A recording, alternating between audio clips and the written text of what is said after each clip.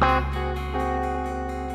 perspectiva sociocultural es una perspectiva desde la lingüística, desde la lingüística más etnográfica, ecológica, émica, que observa las comunidades humanas e intenta entenderlas de un mundo global, ¿no? De una manera global, perdón. La idea sería que nuestra comunidad está llena de artefactos, de distintos tipos de artefactos que utilizamos para desarrollar nuestro día a día, para poder ser personas, sencillamente, para poder vivir, para poder ser felices. Una de las características de la lectura es que se diversifica, o sea, cada día leemos todos de maneras más distintas porque leemos objetos distintos, de maneras distintas, para conseguir cosas distintas. Entonces aquí encontramos una primera idea que me parece interesante, ¿no? Que es que desde este enfoque etnográfico se entiende que leer es un verbo transitivo. Y todos sabemos leer algunas cosas y somos analfabetos en algunas otras cosas. Es decir, las necesidades del alumno son básicamente procesamiento del código, quizá utilizabas otras palabras, ¿no? Pero procesamiento del código, construcción del significado y desarrollo de actividad autorregulativa o metacognitiva, ¿no?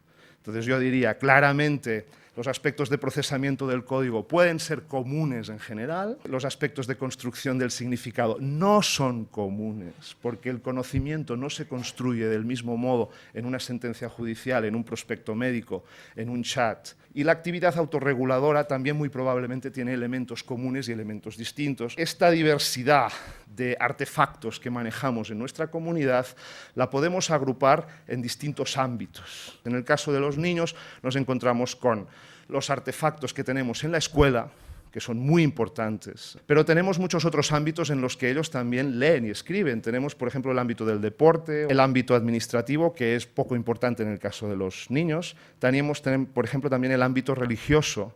Y finalmente tenemos un ámbito muy importante, que es lo que ocurre en el hogar, lo que los chicos leen por su cuenta, ¿no? Y aquí es donde tenemos claramente, según esta perspectiva, un agujero negro.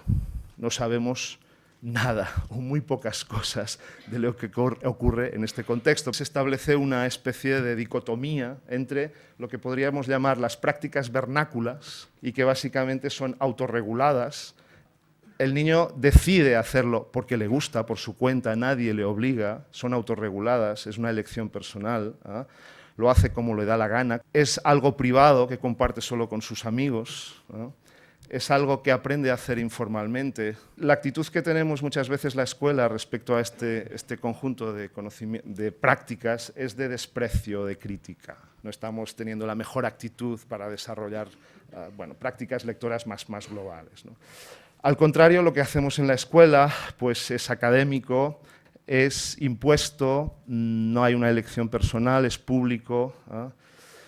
Y, en definitiva, y esta es la idea más importante, lo vernáculo está relacionado con lo personal, con la construcción de la identidad, y esta es una idea muy importante, pero es una forma de sentirse más queridos y de querer más a su ámbito de amigos más cercano. En cambio, las prácticas académicas, las prácticas de lectura y de escritura en la escuela, pues son prácticas que están muy vinculadas con la institución. Bueno, otra idea muy importante que tiene esta orientación sociocultural es que las formas de leer y escribir que tenemos cambian en cada comunidad. Carmen Pastor, que está haciendo una tesis muy bonita y muy avanzada sobre quejarse en Alemania y en España. Cartas de queja de escuelas de idiomas, ¿no? Porque ella tenía en Alemania muchas cartas de queja de escuela de idiomas. Las diferencias básicas es que evidentemente la gente en Alemania se queja mucho más, en España nos quejamos menos, o nos quejamos de modo diferente. Los alemanes son extraordinariamente directos, o sea, ellos dicen, no estoy de acuerdo con esto, quiero esto, esto, esto y esto, ¿eh? Esto a nosotros nos parece sumamente agresivo, sumamente directo, ¿eh?